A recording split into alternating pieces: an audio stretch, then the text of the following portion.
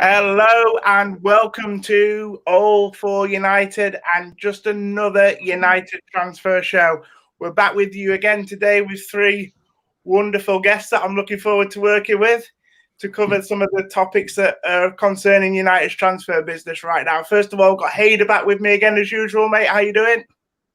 Yeah, all good, thanks. It's rained a little bit now, so not as hot as where I am, which is nice. Yeah, definitely the British weather's cooled down a little bit, which is a relief. Nathan, I understand you're out in India, and obviously this is your first time on the show. Great to have you, mate. How you doing?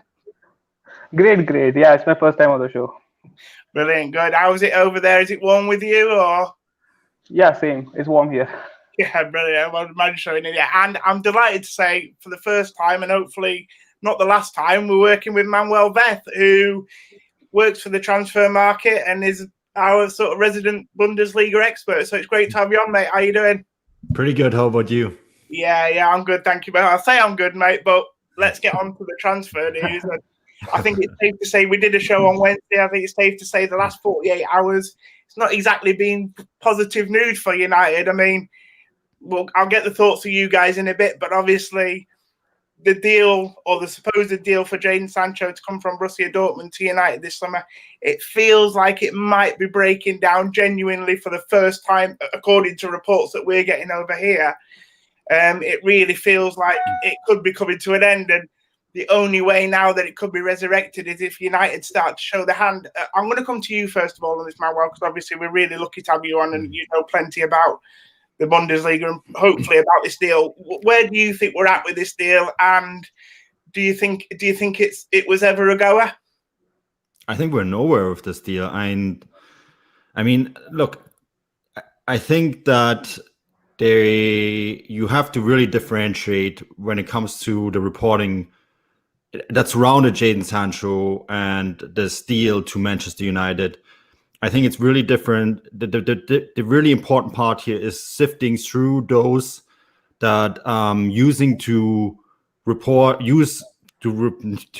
Jadon Sancho news to increase their own profile, be it on Twitter or on news, or those who are actually reporting what is actually happening, right? And I think this is really, really important when you follow any transfer news. And this is something that when I covered this news, and I've faced this quite a lot, you know, you release a piece of news, information that's given to you firsthand by the clubs involved, and then someone underneath will right away say, well, this and this person said this and this. But, you know, there's certain facts on the table. Borussia Dortmund a few months ago said that they want 120 million euros for Jadon Sancho, and that they want a deal to go through by August 10th. And that was a hard deadline. They really set an absolute hard deadline. Another fact is that Borussia Dortmund are listed on the stock exchange, which means when a substantial offer comes in, they actually have to report it to the stock exchange. We call this in German a Gewinnwarnung, right? They have to actually report that a deal that could affect their stock price value is on the table, and they're considering it or not. Now, keep in mind that there was never a release by Borussia Dortmund that they actually received an offer, right? Yeah. So that is an absolute 100% fact. Now, you hear stories about agents talking behind closed doors, negotiating for the respective clubs, all that sort of stuff has been completely shut down by Borussia Dortmund, said there was never an official or unofficial offer on the table. This is a fact, right? So where are we at then with this Jadon Sancho news? I mean, I think that United were also quite clear when they briefed the press in Manchester, the various journalists, being that, you know, the Independent, Guardian, etc., they always were very clear that they were not able to be able to meet Borussia Dortmund's demands. I think the latest that they briefed the press was saying like we could maybe pay 60-70 million euros or pounds. And that is just absolutely unrealistic. So where are we at now? It's August 14th. The deadline has passed 4 days ago. You heard Jadon Sancho speak yesterday. You're making it quite clear that he's very happy where he is right now in Borussia Dortmund, playing with all those young players. Remember, too, they signed Erling Haaland in January. They signed Jude Bellingham this summer, another young English talent.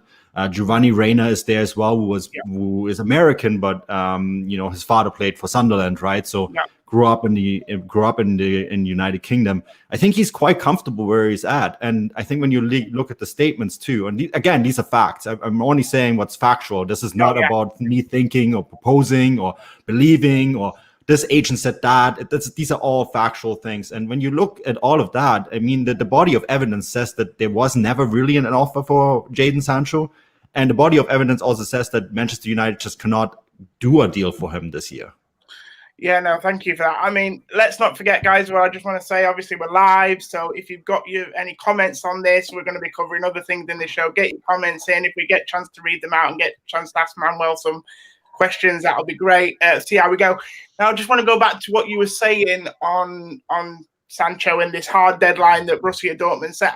I mean, I would imagine United's counter argument to that, Manuel, would be the deadline is the 5th of October. That's when the transfer window closes. So they probably didn't want to be dictated to by this shortened deadline that Borussia Dortmund have come up with, even though I do respect why they set that deadline, because obviously they wanted some understanding of what their squad would look like for when their pre-season started. But because the transfer window shuts all the way in October, is there still do you think United could still make this deal happen? Because actually it's not over till the transfer window closes, if you know what I mean? It's over when Borussia Dortmund say it's over. And, again, I can only go with what they have said quite vehemently to the press. Yeah. And I seen this because when I report about it, Twitter came up with this beautiful new function that you can shut down comments. It's quite nice because before you would tweet something like that and it's like, oh yeah, but with Ousmane Dembele it was like that, or with Aubameyang it was like that. But people are comparing different situations with one another. And with Ousmane Dembele, he disappeared from training for a week. Right? Yeah. With Pierre-Emerick Aubameyang, Dortmund said no. The deadline passed, and they didn't sell him in that window. They didn't. Yeah. They sold him that next window in January because Arsenal came in with an offer that was higher than what they originally demanded. And you have to also remember that was when they were coached by Peter Bosch, and the club was an absolute mess. You don't have that situation right now. So yes, United might say there is a deadline, October 5th. I mean, I wish them the best of luck with that because when you look at the statements that come out of Dortmund, I mean, they can come in with an offer, sure, and maybe they come in with a 120 million euro offer, and Dortmund will maybe they say, okay, well, fine, but I just don't see it. And that's now speculation. If you're listening to this part is actually speculation, but I don't actually see it. And I think that if you're Borussia Dortmund and you have been so vehemently saying, look, August 10th was the deadline. You had Michael Zorc give a press conference on August 10th saying he is staying. Watzke yesterday, the CEO of Borussia Dortmund, the head of, again, it's a stock company. They're traded on the stock exchange, saying definitely means definitely. That language is harsh. And you don't have Sancho pushing for a move. I mean, this is the other thing, like a guy who's ready to leave. So, thanks for that.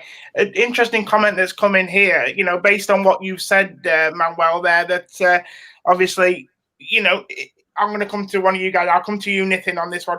Is it time now then that maybe United test this resolve and test these comments coming out of Dortmund by maybe putting an official bid on the table? Because obviously we know what Dortmund want for the player, but we don't actually know United's starting position because they haven't even officially made any bids yet or anything like that. So is this got to be the next step now? Do United need to show their hand and see whether Jadon Sancho, if he sees a bid is real, whether he will start to push for the move?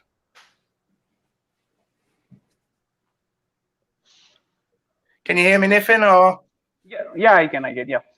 Yeah. Do you think it's important now that United make this bid? Yeah, obviously, I have a point to make here. So I kind of disagree with what has been said around, because the fact that we have been working on this deal for quite a long time. So it's not purely the 2 weeks of negotiations that we had with Dortmund that will, finally decide whether we get him or not. Obviously, the official talk to the club is important. But the fact that we have been doing the groundwork for this deal for quite a long time. So I think it was back in April when Fabrizio Romano on an Instagram live said that Man United have been in talks with his agent for months. So that basically signifies that we have been doing the groundwork for this deal for quite a long time. And we should not forget the fact that agreeing personal terms is not that easy either. So apparently we have agreed personal terms with Jadon Sancho. So obviously we have a number of issues to sort out there: the wages, bonuses, commissions, image rights, etc. There are a number of issues to sort out there. So the fact that we have agreed personal terms with Jadon Sancho, obviously means that we are pursuing it. So I don't think there will be an issue like Man United, having done all the groundwork for this long time, would it even place an official bid to Dortmund? And another thing to add is here, So another thing to add is here, like, but so personal Sancho, terms have not been agreed. That's not true. I mean, I know Fabrizio Romano is pushing that, but I'm sorry that I have to interject here. But sure. You have to sort through your sources, and this is what I mean when you have people who are reporting on transfer news, and then you get tweets like saying, "Oh, Fabrizio Romano said that." I'm sure he has his sources. But I think Fabrizio Romano is at a point now where he has to reevaluate his actual sources, because very reliable sources within the club and within the Jadon Sancho camp said that there is actually no personal terms agreed. So let's take that piece here and just put it right over there, because it's simply not true. All right. So this groundwork that we are all talking about, where is it now? Right. We have to be extremely careful when we report about transfer news and where the sources come from, because we've gotten now to a point where certain reporters want to increase their own profile by selling news that people want to hear rather than reporting what's actually going on. Okay. And this is a great example of it, right? And I'm sure Romano is not lying. I don't want to suggest that at all, but I'm pretty sure that the sources that he's getting, maybe he needs to reevaluate those.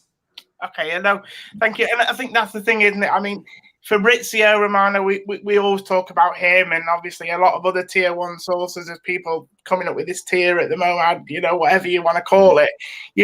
We look at these people and think their word is gospel, but they do get things wrong, and they will continue to get things wrong as we move through to the future. Now, Frank's come back after the question that I read out and said, "Manuel, you're breaking all our hearts to you." And I think he speaks for all United fans when you say this, because obviously this is a deal that United fans have been pinning their hopes on all summer. Hayder, I'm sorry I haven't got to you yet, mate, but I'll get to you now. Look, I just want to ask you, Hayder, from a United fan's perspective now, how long do we persevere and run with this Sancho thing and keep getting our hopes built up and not back down, and risk obviously now not moving on and doing other business with regards to either alternative targets or other areas of the team that we need to improve? Yeah, the first thing I want to say, though, is that when people are having a go at Jadon Sancho's character or suggesting that he needs to step out of line, I think that's completely wrong. We've seen it on Twitter quite a lot, that people are questioning his desire.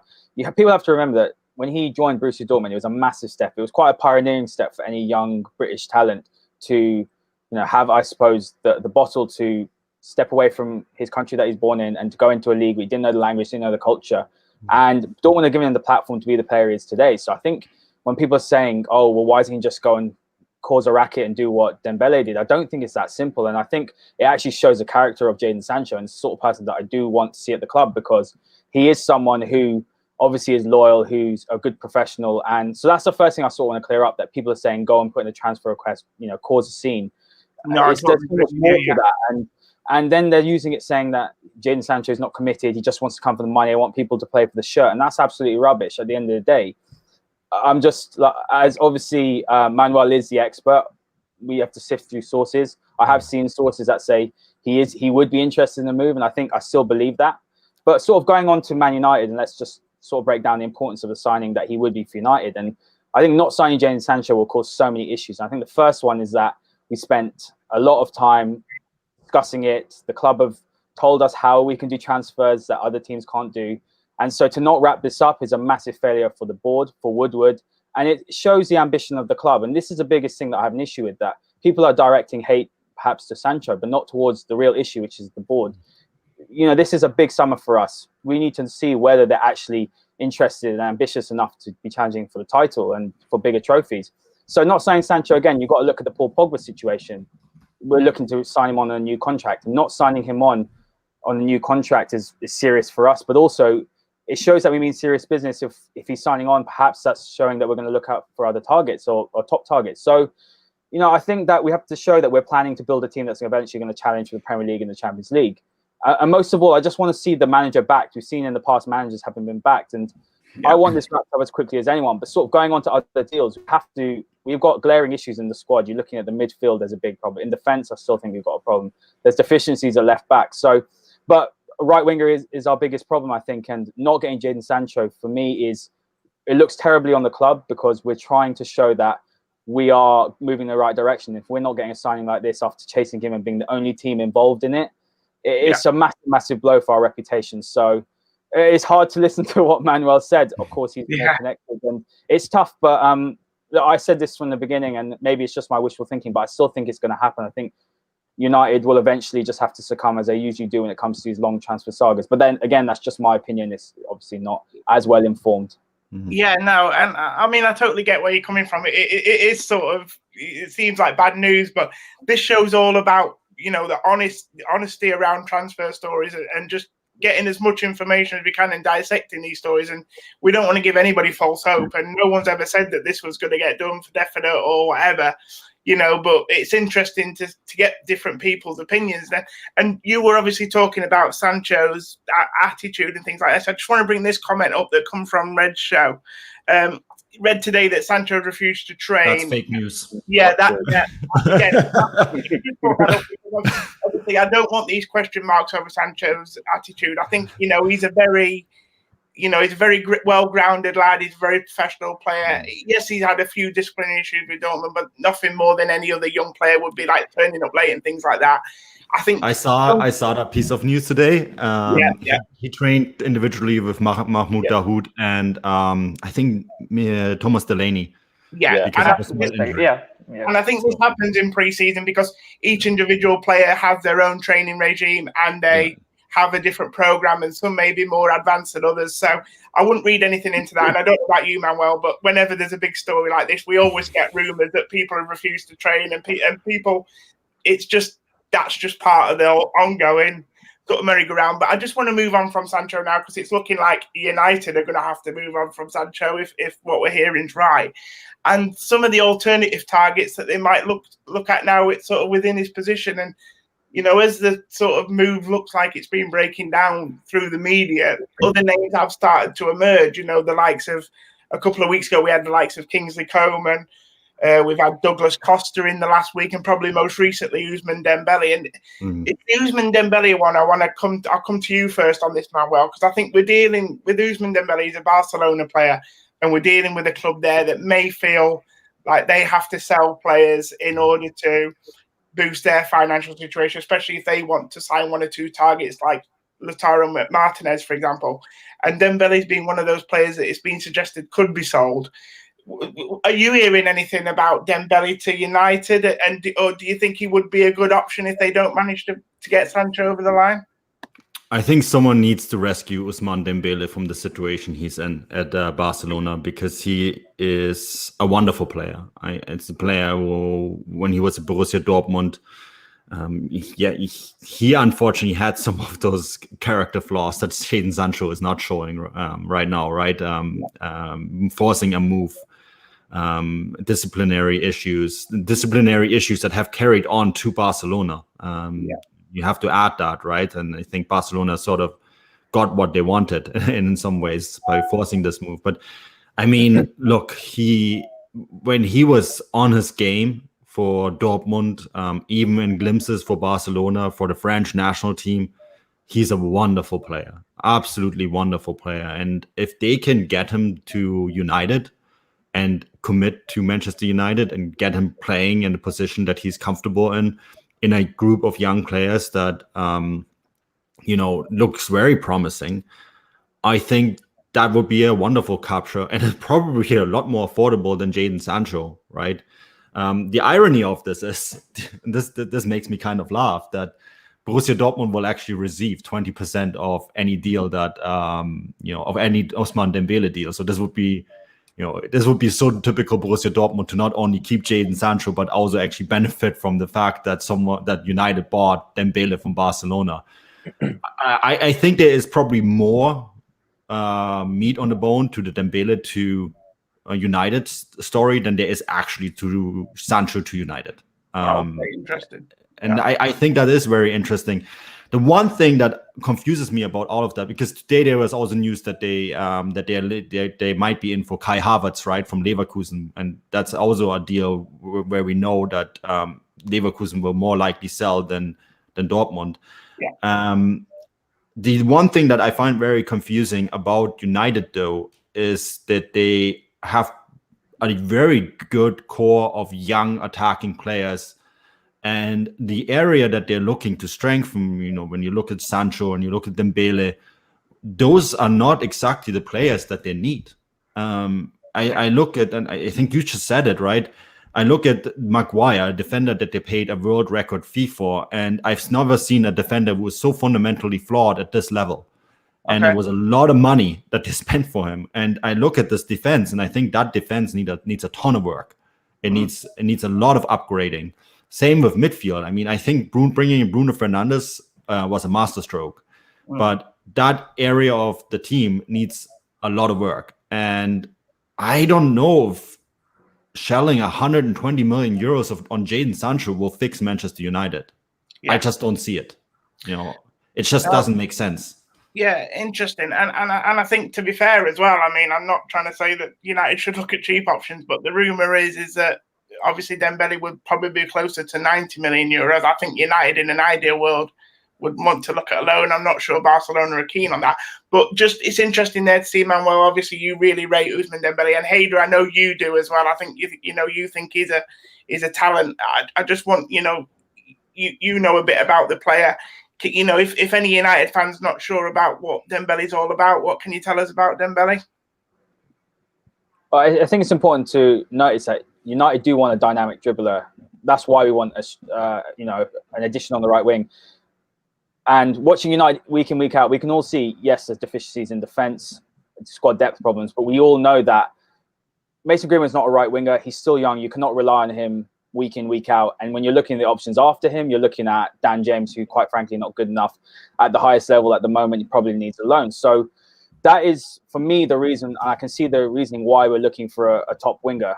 As Manuel says, we do have some very, very exciting attacking forwards. But watching United week in, week out, we know that when we look over at that bench, there's just not enough quality on there to come on and change the game. And you're looking at City, they've got multiple wingers. So yeah, it's important to look that United are looking for someone who is dynamic as a dribbler. He can interchange and link up, sort of short passing around the penalty area. Ollie's been looking to play that sort of short one-touch football quite often since the restart. And he's looking for someone who can score and assist goals. And when you're looking at how many goals we have actually scored each season since Fergie's left, it's definitely not up there with the likes of City and with Liverpool and the other teams that have been winning the league. So I have read that, through a third party, there has been an approach to United on behalf of Dembele. I'm not sure how true that is. I'm just, sort of pushing forward what I've heard. And I think Dembele is a very curious case. And I could argue that, and I agree with Manuel, I think he's a phenomenal talent. You could argue he was just as talented as Mbappe when he did secure his move to Barcelona. That's how highly I rated him. I thought he was a brilliant player. And, not long ago, he was considered one of the best talents around. And I think the positivity about him is he can play on either flank. He's got great ambidexterity, can shoot off both feet, very similar to Greenwood in that respect. And it makes him comfortable switching, the ball from left to right when he's dribbling. And that's a great asset to have. And that trickery and dribbling is something that would really get the United fans off their feet and something that we need, sort of that direct play. We're seeing it on our left wing, but we don't attack nearly enough off the right. And with Wan-Bissaka not being the most attacking outlet, I think that a top right winger is needed. And the acceleration is phenomenal. It's second to none. If you watch Dembele play, it's quite frightening. And United do need something like that on the right wing. And for me, again, shooting, he can score. Where I think he might need to work on is his decision making. When to shoot, when to pass, when to get rid after dribbling. I think Sancho is definitely superior in that aspect. You can just look at his numbers that he's posted this year. But I guess the biggest concern for me when it comes to Dembele is the obvious one, is his injury record. He's been out for 537 days, missing 81 games since he's joined in 2017. And that's over a year out due to injuries. And I think the worry for me is that most of those injuries are muscle injuries. And you know, you see the players with muscle injuries, and we saw it with Michael Owen very early in his career that he was picking up muscle injuries. By the age of 26, 27, 28, he was finished at the highest level. Fernando Torres is another one relying on pace. So that's just my thoughts on it. But you know, perhaps the fact that Greenwood has emerged, it means that Dembele can be eased in a bit more if he was to join, maybe rotated more, preserved better, not played week in, week out, so that they can get him playing his football again and getting him focused. Because I do agree with Manuel that someone does need to save him. So I guess another stumbling block for me is that Barcelona, will they be happy with a loan? I have read that a loan with the obligation to buy, that would be a stumbling block for United, an obligation. And I saw a fee of 90 million euros. I don't know how true that is, but just passing on what I've read. And, you know, that might, for me, you might as well go and put that all into Jadon Sancho. That's just my opinion. Yeah. But looking at the options we have been linked to, I know there has been Coman and Douglas Costa, even Gareth Bale, which is crazy. I think Dembele is the one which would excite me the most. But for me, it's Sancho or bust, and United got to pull their finger out and do something about it. But that's just me speaking as a United fan. You just know how to lead me into every next question, don't you, really? I have to thank you for that, mate, because I'm going to come to you now on this, Nathan. I saw something on Twitter yesterday when I was scouring through with my friend and we were looking through Twitter, and I saw this suggestion that could United potentially look at doing a deal for Gareth Bale? I know it's a player that we've been linked with a lot, and I know some people might think it's a flawed player and a flawed deal, but there's arguments to suggest that if United could do maybe a loan deal for Gareth Bale and this 120 million euro gets sort of freed up then to, as we were talking about before, strengthen the other areas of the pitch. What would you think about, you know, United looking at someone like an unsettled Gareth Bale? Yeah, obviously, on paper it looks like a great transfer, but the stumbling block, I think it would be his wages. I think he's earning quite a good amount in wages there at Real Madrid. So obviously, do we need to take that route of Alexis Sanchez again and buy a 30-year-old player, you know, paying that kind of a wage? I'm not sure. Like, I'm just speaking as a fan, and I'm not sure we will go down that path either. So especially with the kind of players that we've been bringing in under Solskjaer, he's looking for young, exciting players, young, hungry players. So I don't think Gareth Bale fits that bill. So, and especially his wages, I don't think there will be a transfer fee anyways, but the wages, I think it would affect our complete wage structure. So we just got Sanchez out of the book. So I don't think, you know, that's a viable option for us. Okay, no, thank you. I mean, I tend to agree. I mean, obviously, I think the Gareth Bale deal sailed. That ship sailed when he probably went to Real Madrid. I think if United were going to get him, that was the time they should have got him. They had an opportunity to do it with Ryan Giggs involved at the club there. And I think if Ryan Giggs, obviously a Welsh number 11, left wing, if he's not going to convince Gareth to come to the club, then I think it's always going to be tricky. Now, we're going to move on to the next phase of the show, guys, and we're going to look at this suggestion that United actually said at the beginning of the summer, and actually have been quite consistent all the way through, that they would probably like 3 new signings this year. So if you're watching, get involved with a comment. You know, tell us who you think the 3 signings should be, or maybe even the positions that they should look to sign. I'm going to come to you on this one, Manuel. Obviously, like I said, United have said this summer that they would like 3 players. You work at the transfer market. Obviously, you know, you get information. It's widely being reported that one, you know, Sancho would have been one of those players, a midfielder potentially, and a centre-back. Are you seeing anything else close in terms of other areas of the pitch for United? No, it's been so quiet. Yeah. I think we have to really keep in mind what's going on right now. We're in a pandemic. This is not a normal window, and I think with that in mind, I think Woodward also, we reported this on Transfermarkt, I think 6 weeks ago or something like that, that they had the 30 million pound hole to fill first before any deals are possible. And I know they got a bunch of players off the books, Alexis Sanchez being the most important one, right? Who was on astronomical wages at United, and getting him off the books and shipping him off to Inter Milan was important for them. But yeah, I do think, without being able to name any names, I do really believe that defense is the key aspect for United. I've watched them quite a bit because, you know, on Transfermarkt, what we do, My field is the Bundesliga and the North American market, but because the leagues finished to different times, right? I was able to cover the Premier League a lot more this year than I usually do. And in the games I watched since the COVID-19 break, you look at the squad and it looks very top heavy in terms of a lot of quality in the attack, good quality in midfield, and almost no quality in defense. And you look on the market, it's like, where is that top level defender going to come from, right? That is really something that struck me about this market in general, that it's very difficult really to say, okay, this is the top available defender available on the market right now that every club in the world wants. This is the next Virgil van Dijk that can win your club a championship sort of defender. And that's just, I don't see that on the market. And that's a little bit concerning, I think, for any club, because anyone is going to pay a premium on defenders, like United did with Maguire. And I think it's going to be very interesting to see how clubs are going to approach this. And remember, we're only August 14th. Dortmund may have set a hard deadline, but that doesn't mean that other players are not available. Yeah. And I'll come to you now, Nathan, on this interesting question from you, because obviously, yes, I've said that United have said that, they want 3 players this summer, but also it's been suggested that actually if they could get Jadon Sancho between now and the end of the deadline, they may settle for that being their only signing this year. So I'm going to come to you on this one. I can say anything. As a United fan, would you rather see United try and get this deal done for Sancho, or someone of Sancho's ilk, i.e. Dembele or somebody like that, a big money transfer, just that one player through the door? Or would you prefer to see United actually distribute that big money around the squad and improve the squad as a whole? Would you take Sancho, for example, or 3 other players that would improve the squad as a whole? Yeah, as a fan, if I'm talking I'd definitely prefer Jadon Sancho. And if we are not able to get Jadon Sancho, I would prefer to spend it in other areas of the pitch, not essentially the right wing. Because Jadon Sancho is a generational talent. It's not quite often players of such ilk come to the market. And when we have that opportunity, we should be grabbing it with both hands. So we don't know what's the stage right now.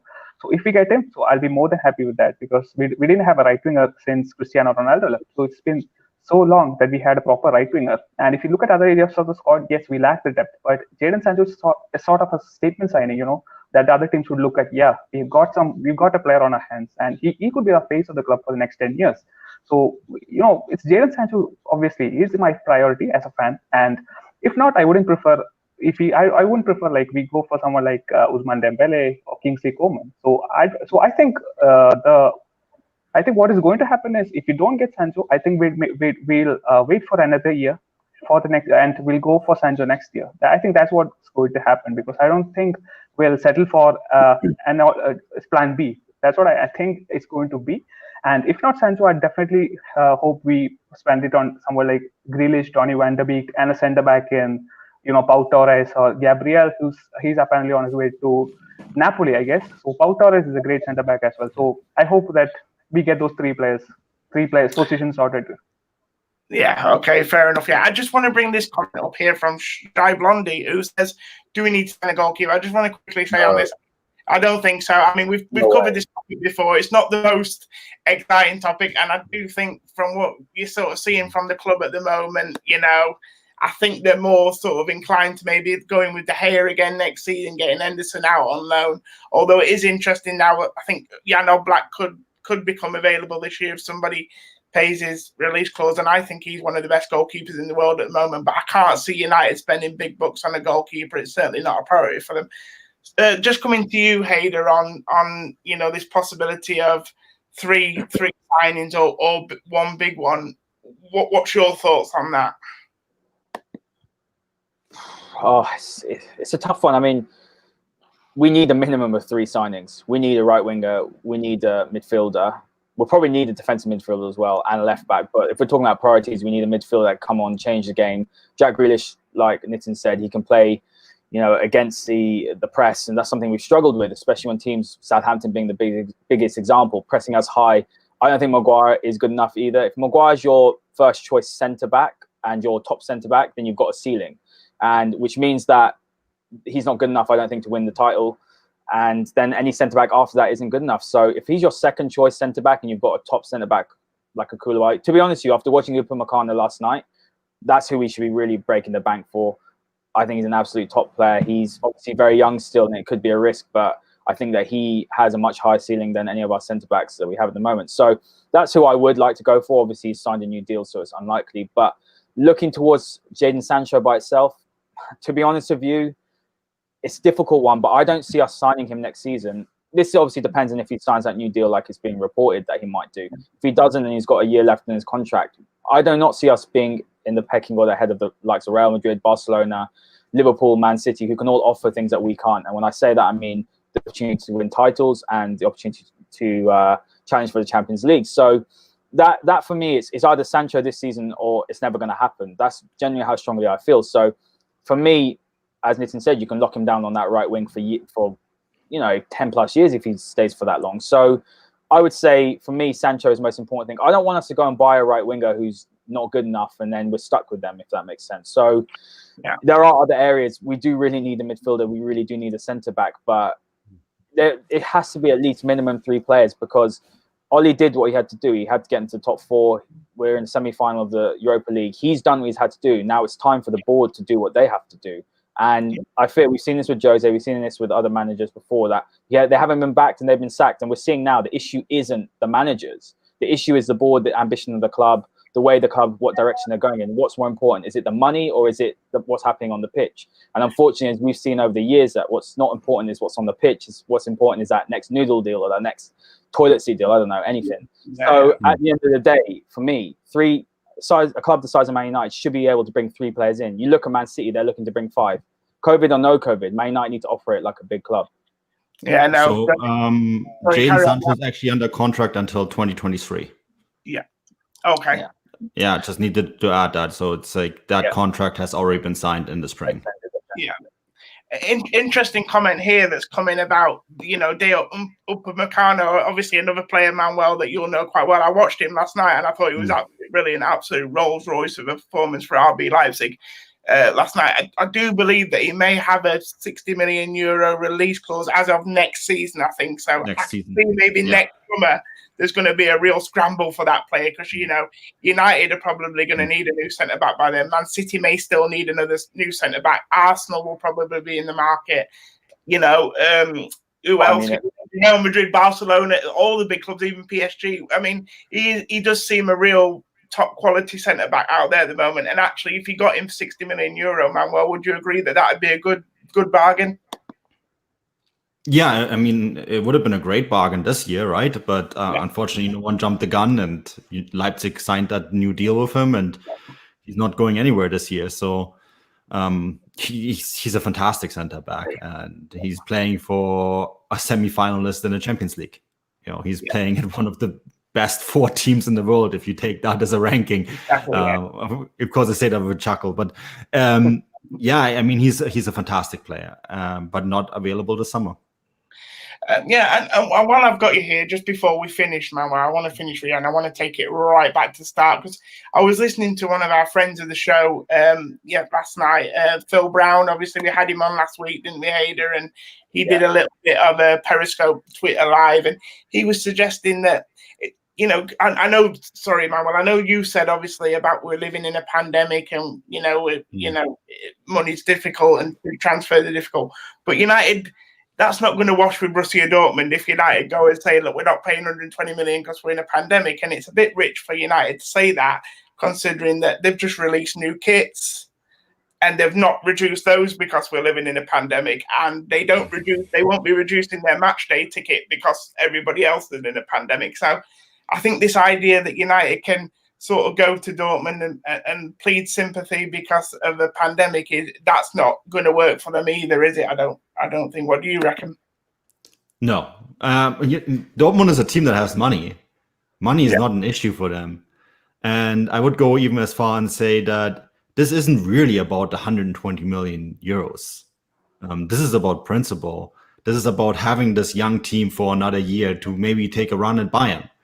And you look at what they've done. They have Erling Haaland now. They brought in Jude Bellingham. By the way, a transfer that United also wanted to get done, and Dortmund beat them to it, right? They have Giovanni Reina, one of the most exciting up-and-coming talents on this planet, in their squad already. By November, Yusufu Moukoko will be available for them too. They're one of the biggest talents in world football as well. 15-year-old German striker, right, who is going to turn 16 in November and then be eligible to play in the Bundesliga, and he will play. And you look at the rest of the squad, this is a really good team. And they have Lucien Favre under contract for 1 more year. And I think they really want to say, okay, Lucien, we're going to give you this team for 1 more year to give Bayern Munich a run. You screwed it up twice, because he literally did. They had 9 points 2 years ago in the Bundesliga, and they threw away the title. They threw away the title this year because when Bayern struggled in the beginning of the season, Bayern really did struggle in the beginning of the season. They did not use that time to get a gap on them. So they're saying, okay, look, you have 1 more year to get the most out of the squad. And I think Sancho knows this. And when you look at the comments that Sancho has released yesterday, it's basically saying, I love playing with this bunch. I think that's really where we're at. And Dortmund might as well say, like, look, maybe we'll take 20, 30 million euros less next year, because having another run at the title could be worth that amount of money. Yeah, exactly. Right? Yeah. And that is something that's a big factor in this, and a big factor that we have to remember too. And who knows what's happening next year? I know from the Sancho camp that his preferred destination is actually Spain. Yeah. You know, a place like Barcelona or Real Madrid. And you look at Lionel Messi's age and where he might be at in 2 years, Sancho would be the player that could perfectly replace Lionel Messi at Barcelona. And that is, if you use Sancho and you have that in the back of your head and knowing that also might explain why it's like, yeah, United be nice, but, you know, there's also that really nice place in Spain that you know, could offer me everything in the world. And that, I think, is something that we have to absolutely keep in mind. Yeah, and I think we've discussed it many times on this show, haven't we, Hader and Nathan? Obviously, you watch the show. You know, I don't think United can afford to let this one run out, because it's next season when he becomes 30 or 40 million euros cheaper, it's just going to bring so many more people to the negotiating table, and probably, like you say, Manuel, more appealing options for him. Now we're really out of time, guys, but I know it's difficult, and I just want to ask quick yes or no: will Jadon Sancho end up at Manchester United this season? Manuel, I think I already know your answer, but do you think he will end up at Manchester United? I don't give definites during the transfer window. Nathan, from a United perspective, do you think he'll end up at United or not? I'm going for yes. I think he will. Okay, Hader, I know you're quite optimistic. You're always optimistic. Yes or no? Will he be a Manchester United player at the end of this window? I must admit, Manuel's knocked a few of my positivities out, but I think it'll happen. Yeah. Okay, guys, thank you very much. Well, we've got to stay positive, haven't we, guys? We have to. We've got to hope that this is going to be different to other transfer windows. I just want to say a massive thank you to you, Manuel, especially for coming on. I appreciate your time, mate. It's been really insightful and really informal. Thanks for coming on, mate. We hope to get you on again in the future. Yeah, thanks so much for having me on, guys. No, thank you, mate. Again, great for coming on. Nathan, you've been brilliant, mate, on your first show. Hope you enjoyed it. Yeah, definitely. Good. Yeah, great to get your thoughts, mate. Hader, as always, mate, my go-to, becoming my right-hand man, mate. Great to have you on again, mate. And look forward to working with you on the next one. Absolutely. And thanks to Manuel. He was brilliant. So really insightful. Massive thanks, Manuel. I'm sure United fans will find this, like I say, really insightful. So, guys, that's all we've got time for today. Don't forget, give the channel a like, subscribe, turn the notifications on. There's loads of great content on this channel, like I've said before. You know, we have Twamen, we've got match day mornings on Sunday with Ben. Don't miss that. That's going to be great, building up to the massive Europa League tie that we've got against Sevilla.